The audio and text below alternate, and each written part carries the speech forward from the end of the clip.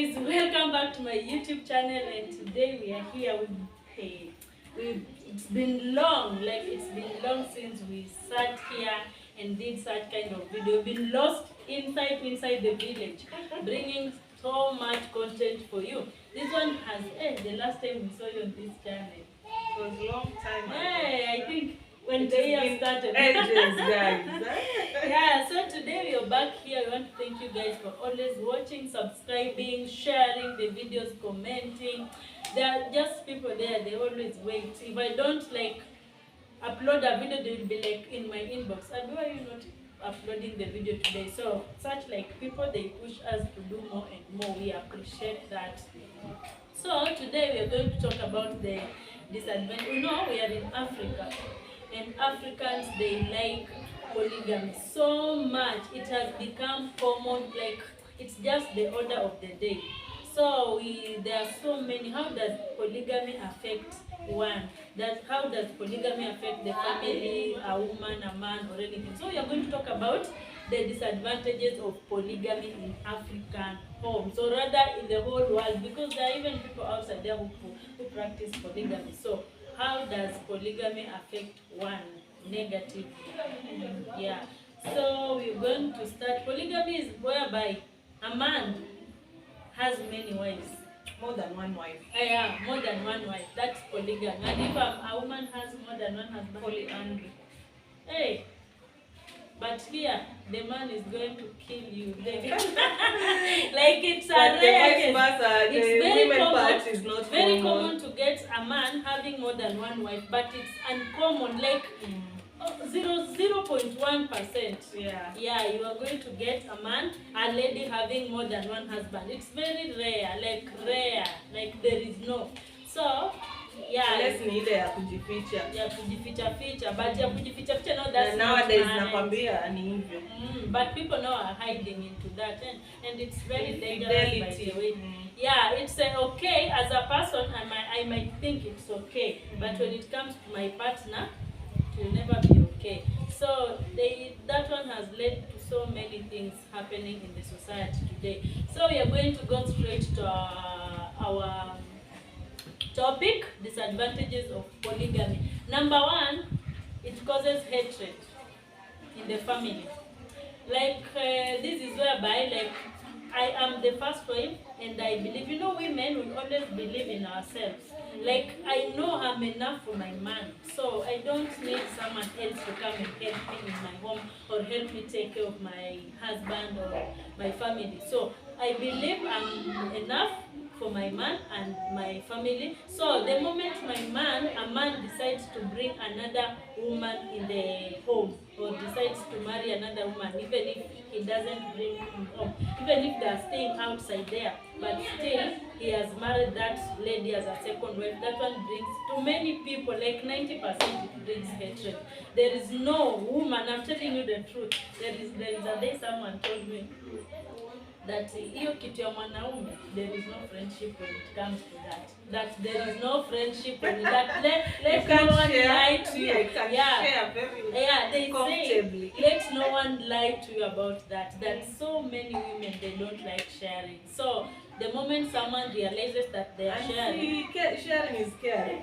Yeah, that's just a say, but the feeling from inside, you don't want to share your man. So the moment it's human nature. Yeah, someone becomes a second wife, the first wife, or even, and the funny thing, even the second wife hates the first wife, and you came last. And you came last, you find someone there and you hate them. Even the third one. Why do you hate someone that you found there? The second. I always wonder, but second wives, why do you behave like that? You find someone there, you cause hatred, you are like, I don't like her, I hate her. You came and found her there, that's her husband. But I wish ningekupata mimi wa kwanza. Yeah, wa kwanza. But now, because it happened, just let's respect the first wives. If you go there, you get someone is there already, just coexist. Yeah, respect them. let them be. They don't. I know, but the first wife they go through a lot. That hatred is not easy. It's not easy carrying hatred in your heart. Yeah, you keep on. Even every time you see your husband, you remember what he has done. You see the co-wife, you remember. So polygamy breeds a lot of hatred among the family, husband and wife, and the co-wife, and all that. Yeah. Another point, I think polygamy can cause also emotional torture. Yeah. To both the first wife, the second, no Yeah, matter but number the you first are. wife, The first wife suffers the most. Yeah. Goat wives. They suffer the most. The goat Yeah, wives, yeah. And you know, especially if you maybe you umetoka mbali na mtu. Yeah, mmeanza mbali from the bottom, now mshapata mali ndio bwana anaona he can manage to more than one family. More than. And now, and the funny thing, the second wives, as I said, they always come wakona midomo, and they want like to be even the community. Yeah. With, emotional torture inakuja in so many aspects. Yeah, and one thing I always say, I always say, don't say that the first wife was not okay, or was not a woman enough. That's why they married the second one. No, we always, the men are just men, no matter what. Men are just men. They will do anything. Yeah, men are just men. Don't blame the first wife. Women are very protective, they are caring, they are loving. No one will wish her husband to leave her and go get another wife to marry. So don't blame. When someone marries, don't say, that one deserved that. That one, people always say, that one deserved that one. No one deserves a second one.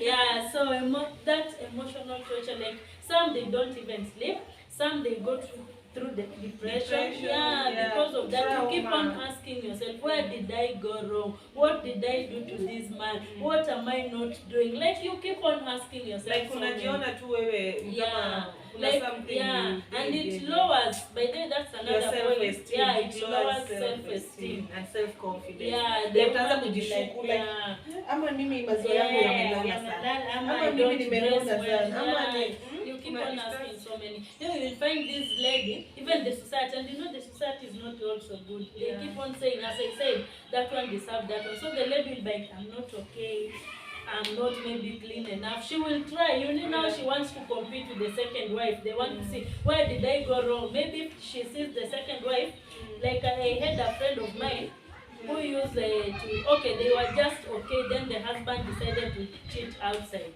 So one day she decided to put on a crop top. And then the husband was like, you're going now with that crop top. Then she was like, hey, wacha kuniambia, you are walking around with ladies who put on crop top, and now if I put on one, you want to tell me not to put on. I'm putting, and we are going with you. I'm not saying here. And she went out like that. So the lady will try to see what the second wife is doing, and she'll say, oh, so my husband saw this crop top. Let me also go and buy a crop top so that maybe he can come back. Yeah, so it brings low self-esteem, brings emotional damage, emotional brings emotional torture. Don't forget that. Yeah, so another point, it also causes an violence. So violence. Kwanza even between the man and the woman. The woman. The first wife. They are ever fighting. There is no peace in that house. And let me tell you, there are ladies who will never share. They better leave that marriage. They better leave the marriage. They better leave the kids. The moment that you bring another person, they fight and fight and fight. And if they don't win, they quit. So they will keep on fighting. When the husband is there, they fight with the husband. If she meets the co-wife, they fight with the co-wife. They are ever in wrangles. So it brings a lot of violence in homes. There is no peace. Society at large. At large, because you utapata boma hii, maybe the first wife na ile boma ingine hawaiwani. Sasa it even comes to the watoto. Watoto pia even the kids. Watoto wa huyu wanapigana, hawaelewani. So wanaona tu wale ndio wanapata the best. Even if mwanaume ukijaribu, lakini sidhani kama wanaume wanaweza jaribu kupeana kila kitu kwa. They don't, they lie. But I've seen Muslims. I once stayed in Arab countries whereby, let's say, he has 4 wives. Now the homes are built like this. They look they look the same, and then they have gates. Yeah. Small. Okay, the compound is one, but they are separated with walls and a small gate. So the first one, the moment this man goes for shopping, he comes with the shopping and puts everything outside the first wife's house.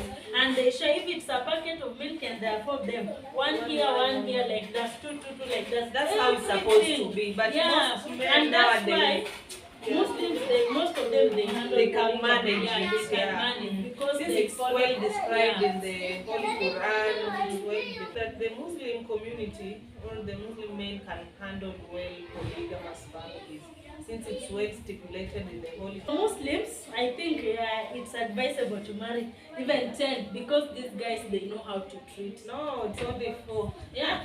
But kama uko na uwezo uko na uwezo na uwezo uwezo si wa pesa peke yake, wa kila kitu, like akili pia uko nayo ya kuhandle. Like polygamous families hazitaki mwanaume mwenye hana akili. Like nataka mwanaume yule ambaye anajua anaweza handle all these 4, 3 or 2 women vizuri bila wao kumpita na kuwa hati mmoja wao ndo anamrule ama ndo yeye anadirect fanya hivi. And you know, sometimes you can marry these 2 wives and they come together and this man is going to suffer. Sometimes it happens also. They come together. Now, they love one another and now it's the man to suffer. And you wonder why you brought them. Wanapendana. Ukiweza watu wamependana. Hapo mwanaume ana shida. It's not advisable. But unaona wanasema ukiweza haukuslimu. Hata kwa Kiislamu tu, kwa wao Waislamu wenyewe tu bado. As much as it's part of and parcel of the religious teachings and what have you. But bado tunapata kuna some hizo issues here and there. Kwa sababu yani ni kitu mzuri kulingana na dini, but pia bado tu hiyo mambo na the human being nature yake iko. Najipata tu issues ziko. So that one also is one of the points. Another point is poverty. Let me tell you something. Some people, they think having many wives and getting children, it's a no. Maybe before when people used to consider a number of kids, before, like girls were not even taken to school. Nobody, but they were paid for bride price. You can get someone didn't even go to school, but they are paying a bride price of like 12 of them. And people in old days, they used to measure wealth in form of property like land, cows, goats, and a home that has so many cows and goats, that home it was considered to be rich. That one, it causes poverty. That one is a very, very strong point. Like, let me explain this. You get a man, he doesn't have like the sharing of the resources. Like if you have maybe you have 1 million. If you have one family, manage family. But imagine you have 4 families. So your family kila mliko na watoto. Now you have to share that 1 million. Amongst even the land, you have to share it. You have 2 acres, you have to share one. Nowadays, I saw another polygamous family. Imagine you have 14 sons and you only have 1 acre of land. At least hiyo yao walijaribu, walikuwa nasubiri around 4 or 5 acres. 14 sons. Hata hujaweka on the ladies, because here in Luyaland include the daughters na uko na 14 sons na uko na kashamba tu hapo kadogo. Sasa inabidi tu watoto wanakuwa like wako na hiyo uchungu. Hata kama ni ile familia kule wako watoto 7, like the first wife ndio ndio mfanya watoto kidogo.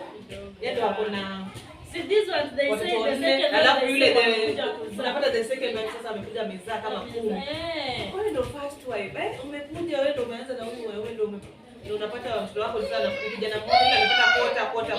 So unapata quota to maybe hata ifike 1 acre for among your sons. But the second wife amekuja kama mtoto wengi. So it causes a lot of poverty by the way it drains pockets when a man has, like, you have kids nowadays, school is a must everywhere. Yeah, like when the kids get sick, you have to spend money taking them to the hospital. Taking care of the kids is very expensive. No matter how much you have, your pocket will always reduce. And like if the economy is like now, it's a very big problem. So polygamy causes poverty. That one you have to know. As you plan to go into polygamy, make sure you have money. Ready to suffer. Yeah, you have money. And it's the women who suffer. Yeah, it's the women who suffer. The men, they're just there. Once in this and you know, community. Yeah, and you see the women are the ones who toil. Yeah, they to provide for and their. You see, these men, let me tell you something. The men, they're just there to reproduce. Yeah, and when things get tough in homes, like they know there's no food, they go and eat, or they get even a third wife somewhere where they can. And you see, the world has changed nowadays. Now it's the women are keeping men. Yeah, women, grown-up women are keeping men in their houses, providing everything for them. So this man is going to leave his first family or the second family somewhere, goes to a woman who is ready to provide. And the woman is ready providing everything, even buying credit for this man, everything, buying clothes for this man and doing everything. So do you think that man is going to go to the wife who are not? The one who is depending on him. And imagine he stay with that lady providing woman. And this is because the lady is just there providing everything. This man says, hey, how can I go to people? When I go there, kids want this. Nowadays, even men are running away from home to go and get married. Men are nowadays getting married. And women are marrying men. The world has really changed. Why should I keep a man? Why? Imagine keeping a man in your house, paying rent, doing everything for them. Imagine you are doing all the chores for him, providing and he's not providing anything. And he has a family somewhere. You are paying your own rent, you are paying your school fees, your child's school fees alone, and then you are staying with that man. What for? Yeah, imagine. It's very dangerous. So just leave that man, let that man, the way he decided to marry his 2 wives, let him go and continue suffering with his 2 wives. So poverty is there. I think it's the divided attention. Inda alituambia divided attention, confusion, mama. At least ukiwa all your attention iko kwa kitu moja, there will be no confusion. But yule mtoto wa huko anataka hivi, yule wa nyumba hii anataka yule, uko na mtoto kule form 4 na pia huko pia kuna form 4. They are always competing. Let me tell you something. Daddy umenunulia yule speed na even the wives themselves, they are competing. You know, for me, I come from a polygamous family, so I've grown up seeing these things. So you see, like people, a man will buy kg of meat for this one. And now because the first wife, you know, now the attention when it comes in. So the first wife will want to know, to the second one to know that she's still the owner of that home and she's loved. So she will say, oh, you know me, I was bought this and this. So the second one will be like, you bought this and this for this one. It's always confusion in that home, divided attention, you can't know. Hey, polygamy makes some men to run mad. They run mad. That's why you a wise and if you get these illiterate women, you will die depression. You will die of depression. So go into the polygamy if you know you are strong enough to handle emotionally, financially, physically. You have to be. So there is always divided attention, even divided love. There are some people, some men who just get the second wife. Just imagine you are going to, maybe you are the husband has been invited to a ceremony. Ceremony. You don't know which wife to accompany. And you can't go with 2 wives, maybe that ceremony. You've been told, just come with your spouse. But let me tell you what happens nowadays. These men, they are very tricky. You know, like when it's official meetings or ceremonies or anything, they will carry the first wife. Hey, you haven't seen the let me tell you. Regina Daniel. No, wait, I'm telling you. In most cases, these men, they are very tricky and they know how to play their cards. So, because let's say, like these celebs, everyone knows their first wives. So when they go to those official meetings, they wouldn't want someone to raise eyes and saying, oh, so and so came. No, they will go with their first wife. But when it comes to parting and things that they don't involve official things, they carry out the second wife or the side chicks. That's where they come. Some men nowadays they bring the second wife. It depends with the type of wife. Maybe the second wife is more educated, and the second wife more appealing. Maybe endo ana control mzee. So unajipata tu wewe ndo kwa kila function so that one also divided attention, love is there. Then there is this maybe it affects the children well-being. It affects so much. It affects so much. I've seen whereby, someone just says, they just don't understand maybe. That someone living in another house calling my dad. Dad. Now they start asking questions. It affects. By the way, polygamy mostly affects the kids. It affects the kids. Apart from apart from the women. As we know how, let me tell you something, with women nowadays, we know how to heal. They say, if your husband is cheating, help him to cheat. So many people nowadays are healing in that. They will just stay in that marriage, but they are also cheating. But where will the kids cheat? The father remains to be the father. They can't cheat, they can't do anything, you remain to be their father. So these kids are going to be affected by your choices. So when you choose, kindly choose wisely so that you don't affect your kids. And the moment you affect your kids at a younger age, that family is completely damaged. I always tell people, there is a difference between kids raised on love and the kids raised on survival. These kids that raised on love, they grow up to be very good people. I'm telling you, they're very wise. They are very okay.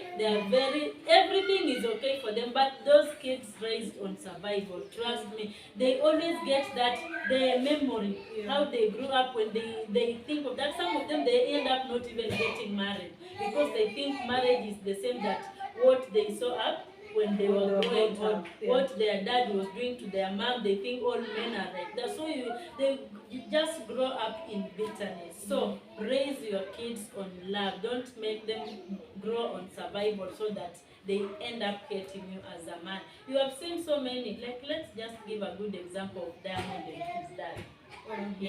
Diamond and his dad. No one knows why that man hates the dad. He even reached a point akasema that's not the dad.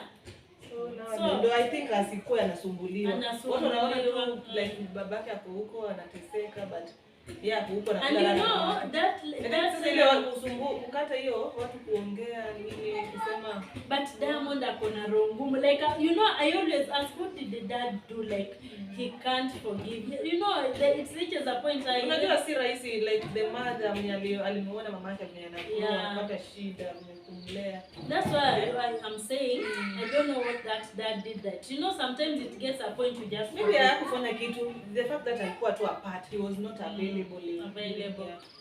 So and that one is what I'm saying. You can see that Diamond was raised on survival. He wasn't raised on love. Sometimes we say, oh, single mothers, we're going to raise our kids better. No. But it doesn't matter. Single huyo amegrow. But you see now, the thing is, the world is wondering, why can't he just forgive I can't forgive such a person. Why should see another one here? I can't. You are not available. So men. Why should I be? So guys, as we were saying, that is it. So it also causes it goes against the teachings of the Bible. Christians, Christians, they do believe you are just supposed to have one husband and one wife. A monogamous. That's the teachings of Christianity. So if you are a Christian, that's contrary to our Islamic teachings.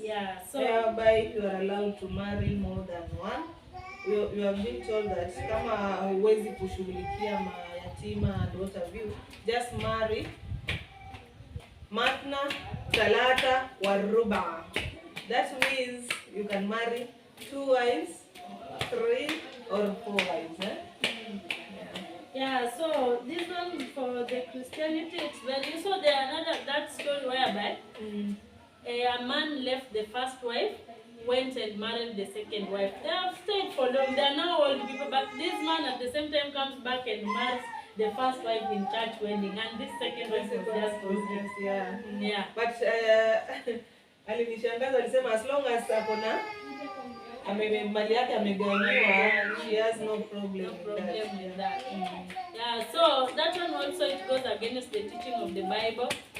Yeah, I think we've talked about so many of them. There are so many effects, especially the negative effects. Yeah, there are so many of them. So you can discrimination. Discrimination. Find maybe the second wife ndo anakuwa favored. Yeah, now most of the thing, maybe the kids wanaenda shule nzuri, wanasomeshwa. The first wife unampata yeye ndo anasumbukana tu na watoto wake peke yake. But men should not be discriminating kids. You can discriminate these wives, but just love your kids. Bila kujua, yeye mwenyewe kujua. But that's life. Life has changed. So you choose your struggles. So if you are, I always tell ladies, if you think you can't stay in a polygamous family, just leave. Yeah. There is no reward in staying in that. Don't suffer. Yeah, don't suffer because you want to keep your marriage. Depression. You will end up dying and leaving your kids. So if you are not strong enough to keep a polygamous marriage, just leave. Yeah. So guys, I think that's enough for today. Until